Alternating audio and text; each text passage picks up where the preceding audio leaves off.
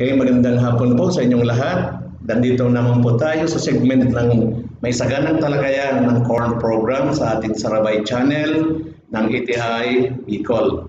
Ang ating pong tatalakayin sa ngayong hapon ay continuation po ng corn pest and their control. At bago po yan, guys po pong batiin at bigyan ng magandang hapon, pakikinig ang ating mga magsasaka, lalo na yung tatanim ng mais at ating mga agricultural technologists o AWs sa mga LGUs na sakop ng Bicol Region na may nakasali sa Corn Cluster Program.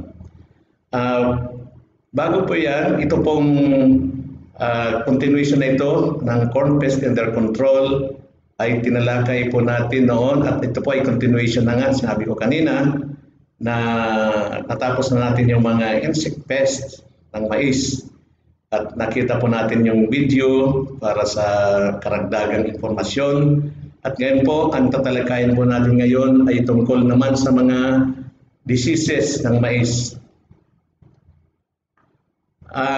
Nakita natin sa video na ang pinaka-major disease ng mais ay ang tinatawag nating downy mildew. At ito po, ang common name niya is downy mildew. At ito po ay, kung sa atin naman dito sa Bicol, ang tawag ng ating mga farmers ay ang tinatawag nilang uban-uban. Yung nagpuputi po ang puno ng mais, ang mga dahon, at makikita niya na nag-iibang kulay niya. Ang symptoms po, base dito sa ating nakikita sa picture, ay ang mais po ay mayroong white yellow streaks o mayroong kulay na pahaba sa mga dahon niya. Simula po yan sa base at lahat ng dahon ay apektado. At ito po ay nakikita sa mga dahon natin, lalong-lalo na po ang humidity o yung nakapaligid sa panahon na ito ay mataas, lalo tag-init.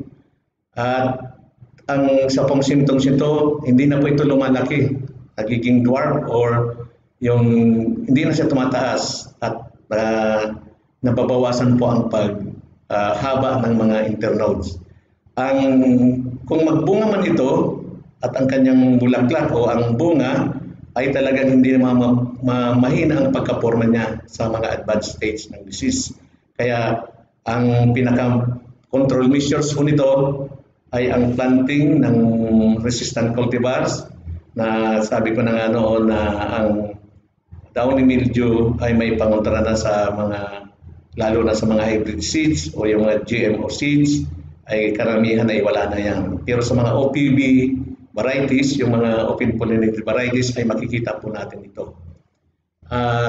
Ang pinaka-ginagawa po ng karamihan at ang pinaka-rekomendado talaga niyang control measures ay alisin na po. Kasi madali po itong mag-infect sa ibang mga tanim. Madali mag-transfer ang mga spores at lahat ng tanim ay maapekta ng downy mildew. Kaya ang pinaka-rekomendado po nito ay alisin na sa taniman at ibaon, kung hindi naman ay sunugin para hindi na siya. Ito pala ay causal organism niya ay yung fungus.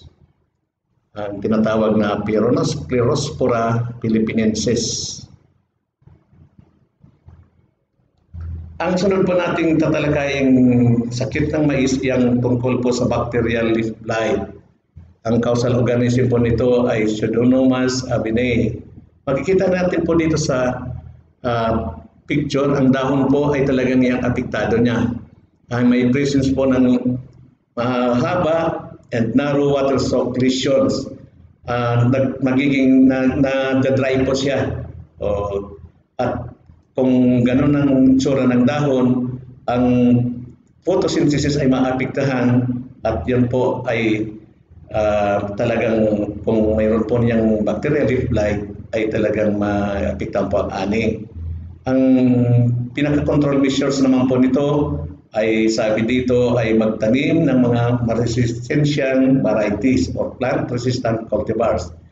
Then effectively control leaf feeding insects. At ito naman pong susunod na disease ng mais ay commonly ang tinatawag natin na brown spot. Ang causal organism po niya ay fungus. Makikita po natin diyan may parang may patak-patak na mga round or yellowish spots na kung minsan ay nagiging brown or chocolate brown. At ito naman po ay nakikita natin sa dahon ng mais. At katulad din ng mga ibang disease, pag apektado ang dahon ay naapektahan po ang photosynthesis activity ng isang pananim. Ang gusto sabihin po niyan, hindi makakakuha ng mga nutrients or ang supply ng init galing sa araw ay hindi mapapakinabangan ng dahon kasi nandyan siya. Okay po, marami pong mga diseases ito. Ito po ang sunod ay ang Phyton stalk rot. Ang stalk rot po ay mayroong dalawang causal organism. Pwedeng fungi or soil-borne fungi at iba naman may stalk rot na bacteria ang sinisimulan po ang causal organism.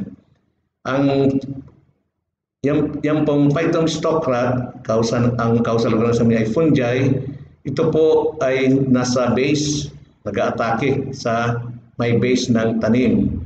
Karamihan po pag ang puno ng mais ay madamage, lalo na kung ito lalo na pag nag-aararo, pag tinamaan po yan, nasugatan ang puno ng mais, ay may entrance na po siya para sa fungus na mag-atake. Kaya yan po ang nagkakausa ng stalk rot.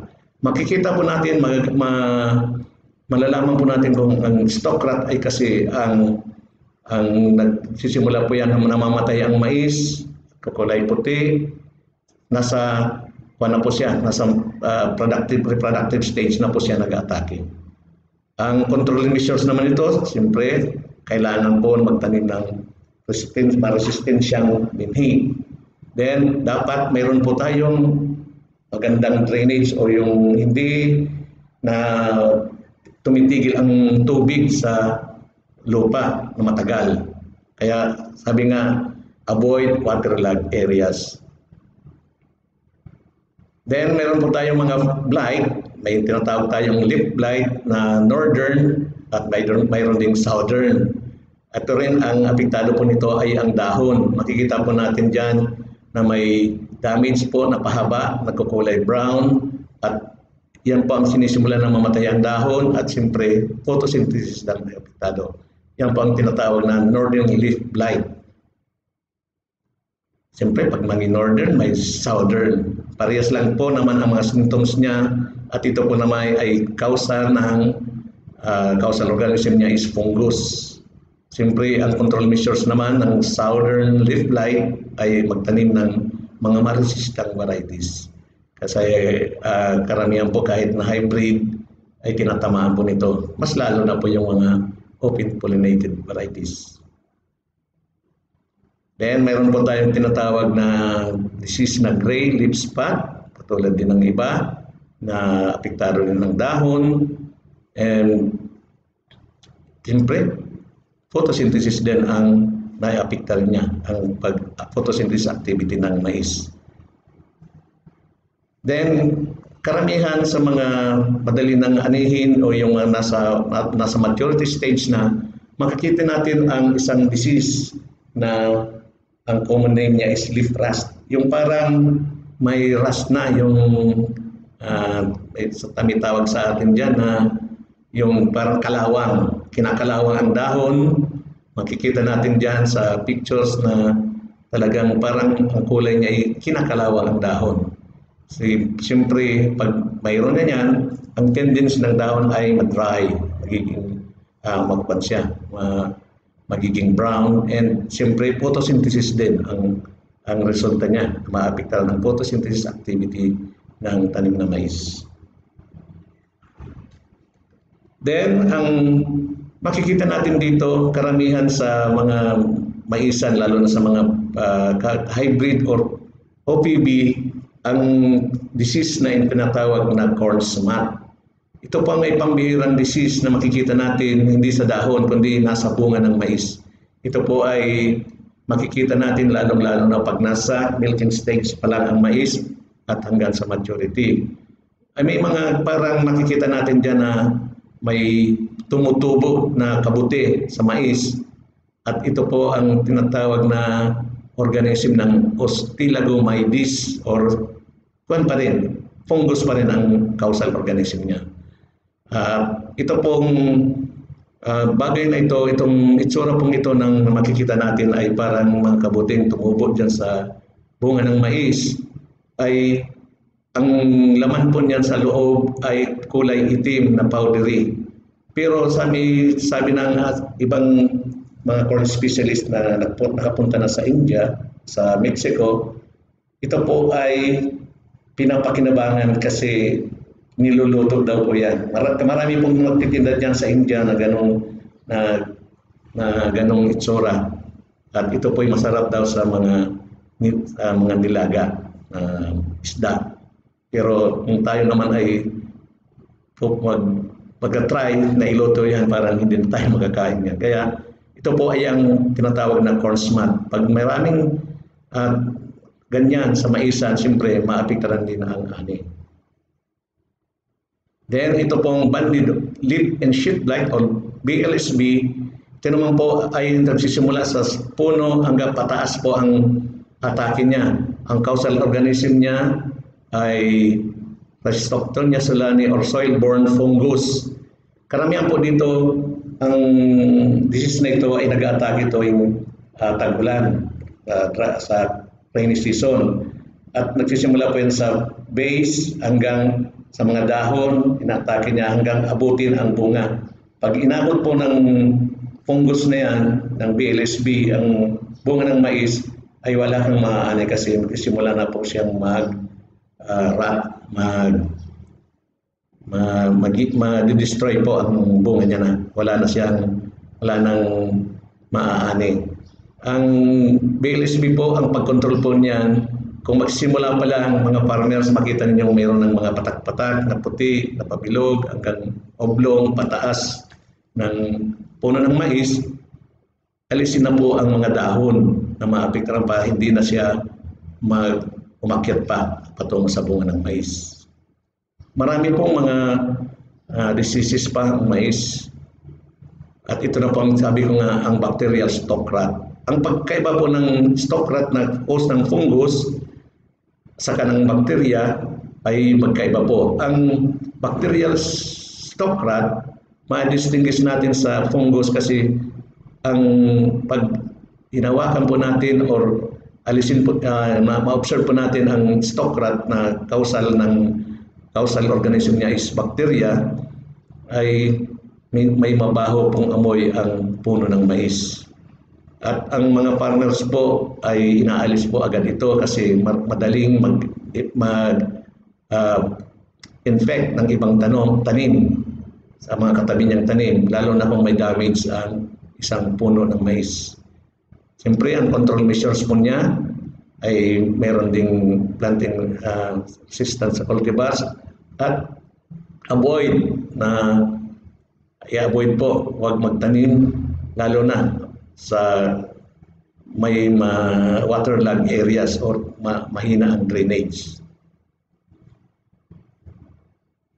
And meron po tayong tinatawag na common name na disease na Diplodia ear rot o yung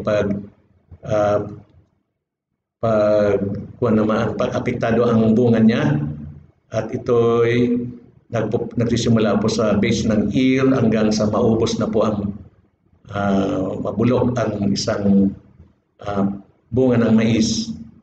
Kaya kailangan po dito na i-eliminate agad ang may ganong disease para hindi na siya maka-infect ng iba.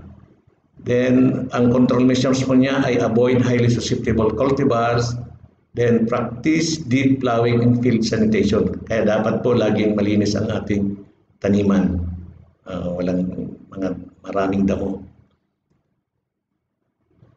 Then mga ear rot na po yan, yung mga sunod-sunod na mga diseases, yung Fusarium ear rot, kasi nakikita natin sa pictures na talagang causal organism niya is fungus, ay nabubulok po ang kanyang bunga. Then parang may mga amag na siya. Kaya pag lahat ng ito apektado ng mais, wala talagang maani. Or kung may maani man, ang resulta po niya ay magiging class C or class B na mahirap bilhin ng mga komprada or mga feed millers kasi apektado po siya. Mayroong resulta po yan sa feeds nila. Marami po yan, may Fusarium stalk rot. At ito mo po ang ear rot na nakita natin. Parang kung may bunga man ang mais na may apektado ng ear rot, yung pagbubulok ng puso ng mais, ay ang mga butil niya ay apektado rin. Ito po yung mga causal organism niya is fungus, yung tinatawag nating Gibberella ear rot.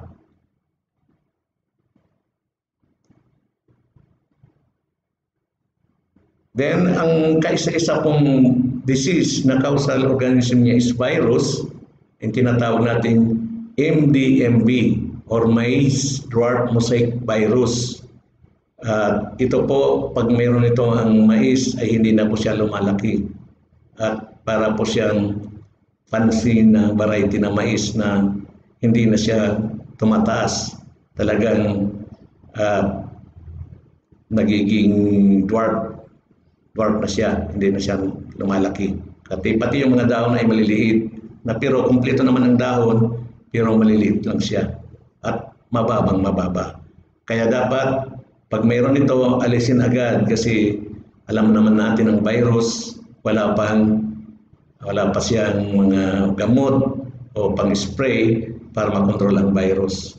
Kaya tulad ng sa palay, yung tongro, kailangan ding i-eliminate agad ang tanim para hindi na siya makapag-infect ng ibang tanim. Yan po ang nag-iisang disease na cause ng virus sa mais.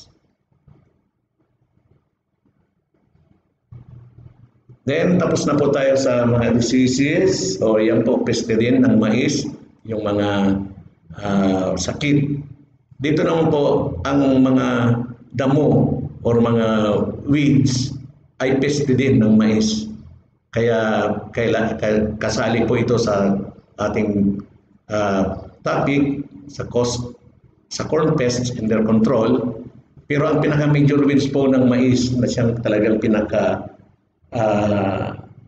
kalaban ng ating magsasaka ay ang tinatawag na sa scientific name is na Rotboilia conchinensis.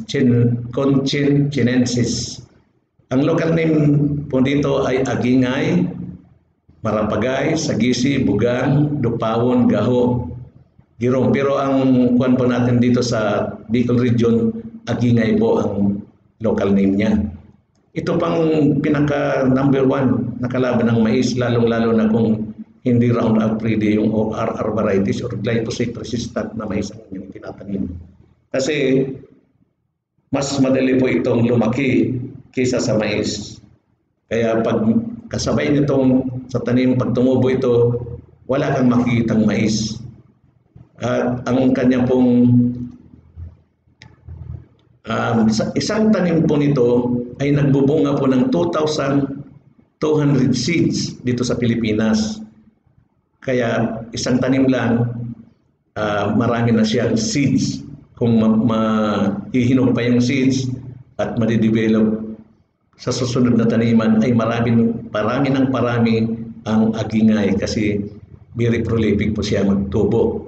Kahit tag-init, tag-ulan, and once na makapano siya sa lupa, pag natubigan, and masama-sama, madali siyang mabuhay. And madali po siyang i-spread by water or yung madali siyang i-ano kasi magaan lang ang seeds niya. Kaya madali siyang malawak ang kanyang apektadong lupain. At ito po ay nakakabawas ng 22% at hanggang 46% ng ani. 22% during dry season and 46% during wet season. Kasi sa wet season, mas grabe yung tumubo ang agingay or yung Rotboilia conchinchiniensis. At ang management po nito, cultural method para makontrol ay ang regular cultivation every 2 to 5 weeks. Dapat laging iaalisin mo kada bisita mo sa maisan, dapat ipaalis agad. Kahit na ito maalis na, meron namang tutubo at hanggang sa anihan, mas mataas pa ito sa mais kung minsan. Then sa chemical method, meron tayong ginagamit na herbicide. Pero karamihan po sa ating mga magmamais ay hindi gumagamit yan. Ang ginagamit lang po nilang method ay ang mechanical o yung pagdadamo or weeding. Ang pangalawa pong pinakakalaban din ng mais na damo ay yung pong tinatawag natin sa scientific name na Ipomoea triloba. Ang local name naman po nito ay yung marakamote, kamkamote, bangbangao, o pero dito sa Bicol, ang tawag natin po dyan ay karakamote. Kasi ang dahon niya ay parang sa kamote, yung sweet potato. At ang tendency po niya, kakapitan niya ang mais pataas hanggang sa parang siyang sinasakal. Kaya ito din ang number 1 na kalaban na damo at kompetensya po ito sa lupa para sa nutrient na dapat sana para sa mais. At ito po ay mas grabing magkonsumo ng nutrients sa lupa. Tinatawag pong ang karakamote ay isang broadleaf. And madali siyang magtaas, elongate po siya rapidly. Then marami po siyang seeds na napoproduce, kaya mas madali po siyang dumami sa ating maisan. Ang pinaka number 1 pong cultural method or weed management niya ay cultivation saka hand weeding, pamagitan ng asada or uprooting of weeds. O itong iaalisin natin by uprooting bago siya mag-climb or tumaas hanggang sa taniman, sa tanim na mais. Pero meron din tayong pwedeng madaling post-emergence na control o yung chemical method gamit ang 2,4-D. Pero kailangan din na pag-iingat kasi ang mais ay isang kapamilya ng weeds or grasses na pwedeng maapektaran din ng pag-spray ng chemical. Pero meron tayong, sabi ko nga, ng mga una pang nating mga topics, mayroon po tayong mga binhi na resistensya na kahit saan ng pamatay damo o yung mga chemical weed control, lalo na yung mga glyphosate. Kasi meron na tayong na-develop na mga binhi. Kaya karamihan ng mga farmers ay hindi na problema yung mga damo. Lalo yung mga agingay ay kayang-kaya ng kahit wala ng cultural method o yung pag-hand weeding or cultivation ay namamatay ng damo, pero ang mais ay hindi, yung tinatawag nating glyphosate ready or RR corn. Marami pong mga damo pa, pero ito lang po ang ating itatapik, yung pong dalawa kasi yung pinaka-major weeds or damo na kalaban ng nating mais. Meron po tayo, isa-isa na lang natin ang pangalan.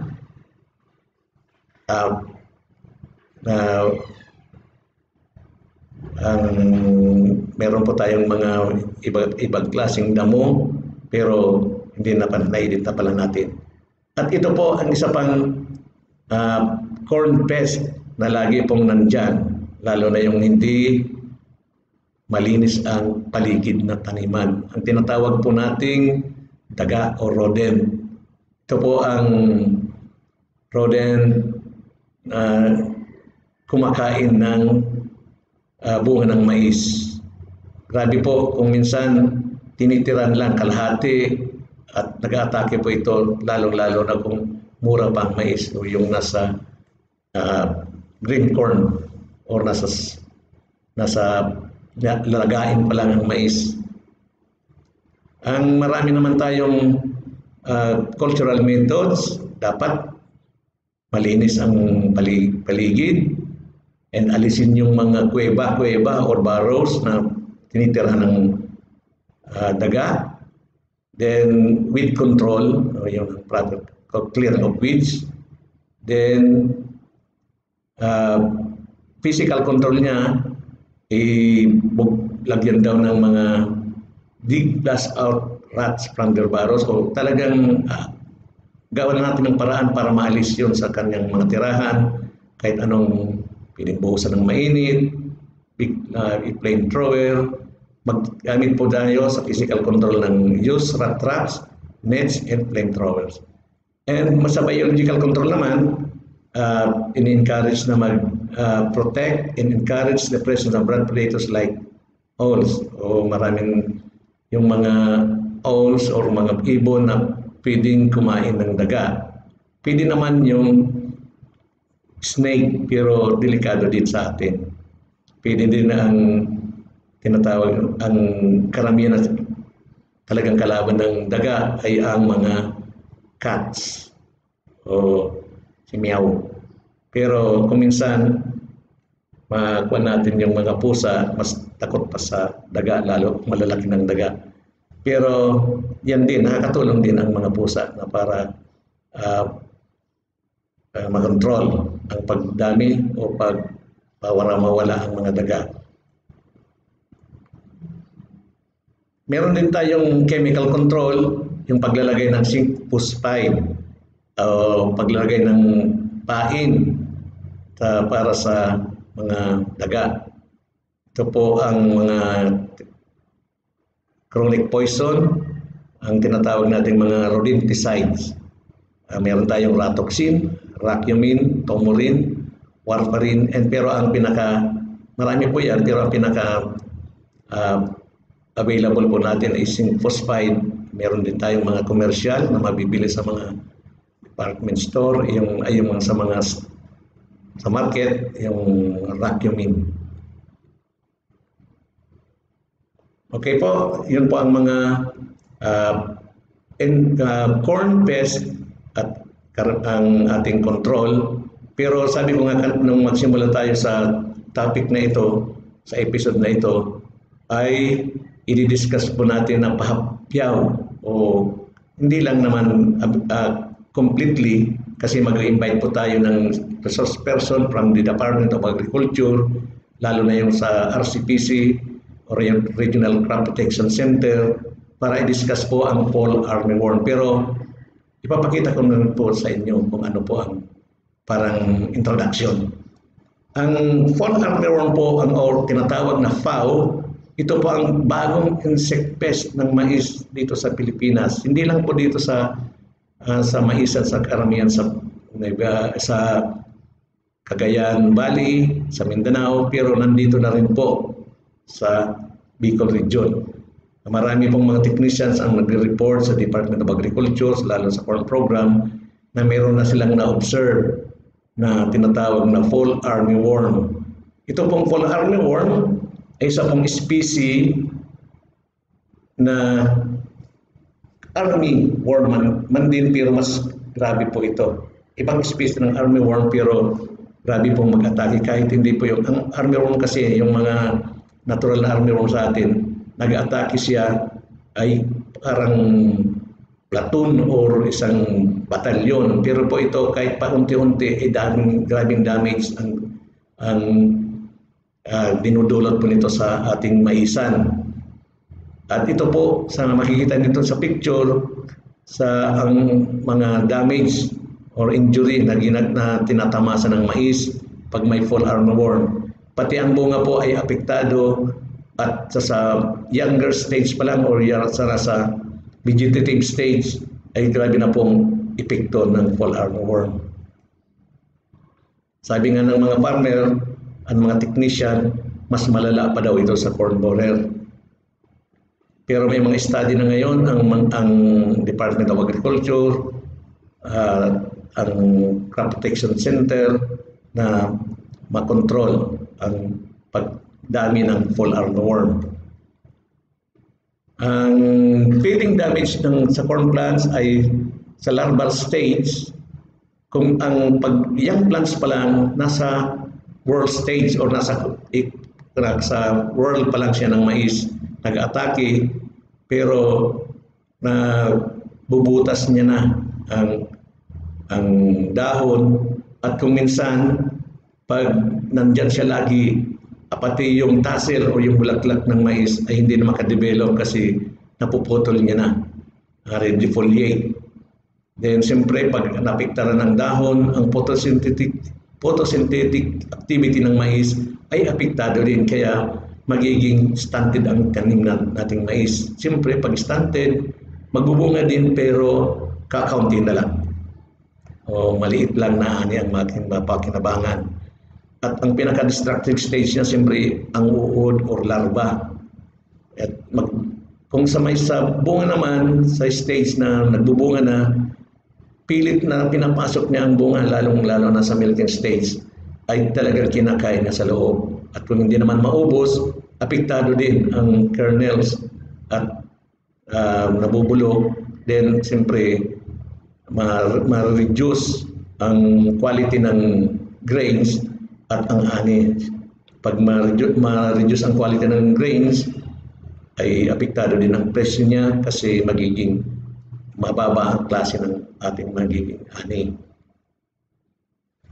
Then, ito po ang mga informasyon sa fall armyworm. Ang Latin name niya ay Spodoptera frugiperda. At ito po ang pinaka-grabe daw na magdistroso na peste o insect pest sa mais sa entire world or worldwide.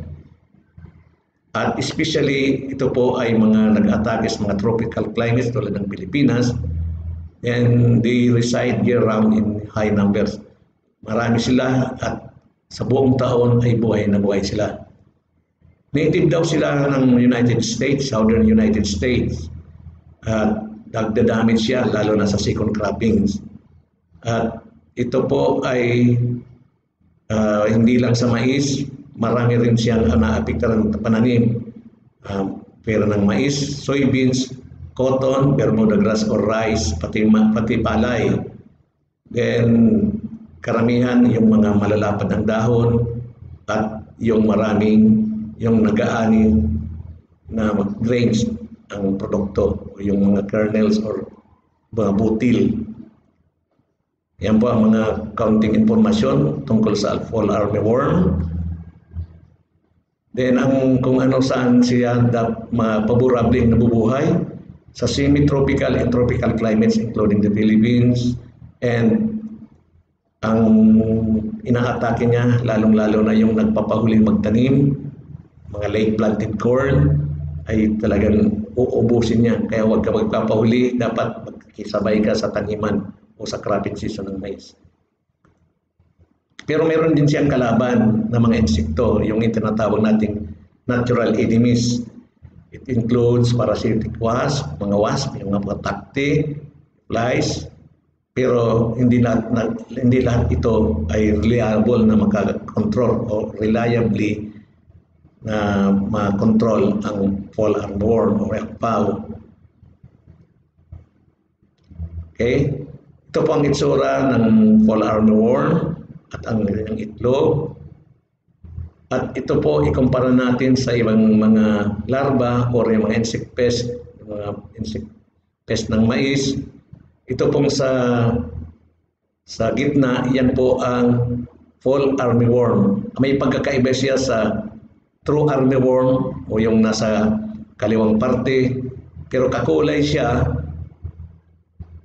pero mas maitim ang fall armyworm. Ito namang color nagdidilaw-dilaw o brown, yan po ang common cutworm or corn earworm. Pero ang kakaiba po ng fall armyworm, meron po siyang stripe sa ulo na puti na baliktad na Y. Makikita po natin sa picture na letter Y na baliktad sa ulo niya, pagitan ng mata. Meron din ibang pero itim at yellow, pero hindi talaga makita. Pero ito talagang makikita po natin na letter Y. Ang common earworm ay may letter Y din pero malalaki, pero hindi ma-distinguish na letter Y. Pero mayroon din guhit. Pero itong fall armyworm talagang letter Y na kitang-kita, na guhit na puti. Yan po ang pagkakaiba ng mga fall armyworm sa tunay na armyworm saka yung corn earworm. Pero halos sila magkakaparehas ang laki. Kaiba lang sa kulay at yung distinguished na letter Y na baliktad. Mayroon din silang mga related species, yung true armyworm na tinatawag natin.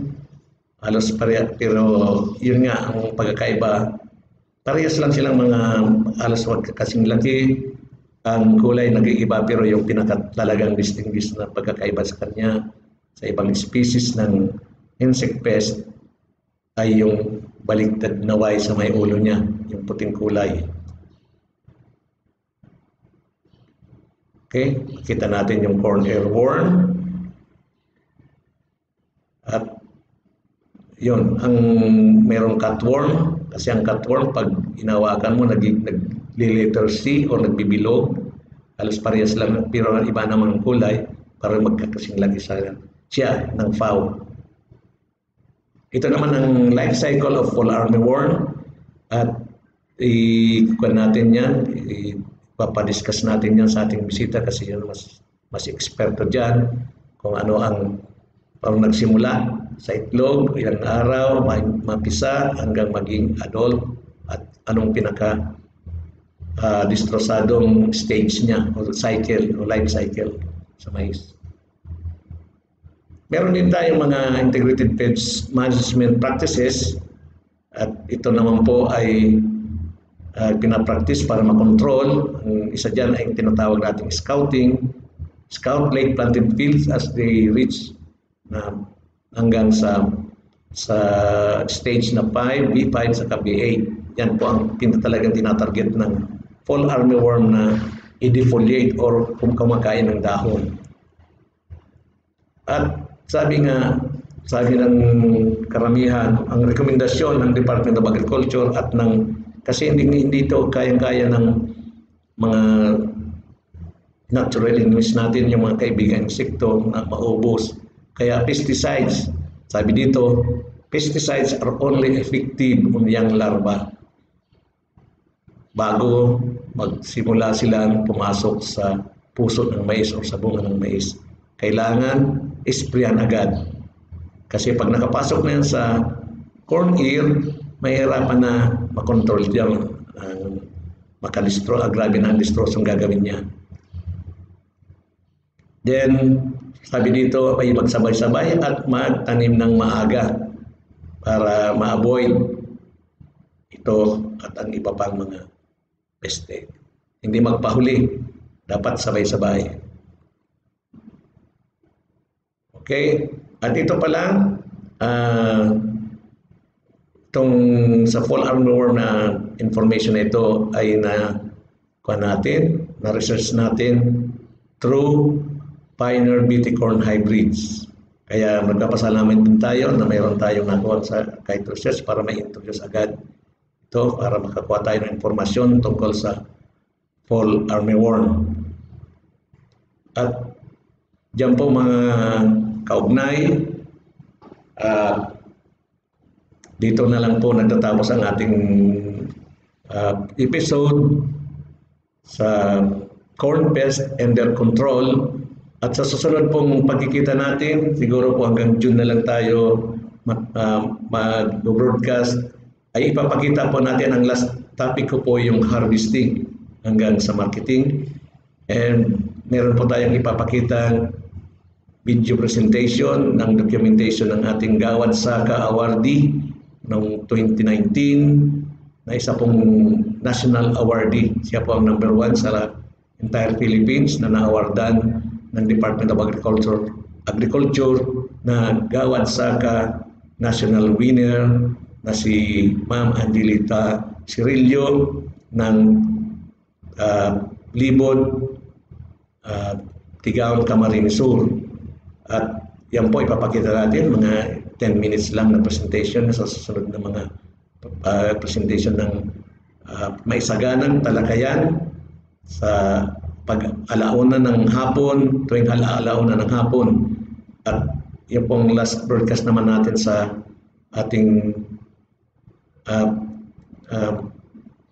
corn production technology ay yung para sa harvesting, shelling, drying hanggang sa storing or marketing ay ipapakita natin bago matapos ang buwan na ito. Sige po, salamat po sa inyong pagkikinig at magandang hapon.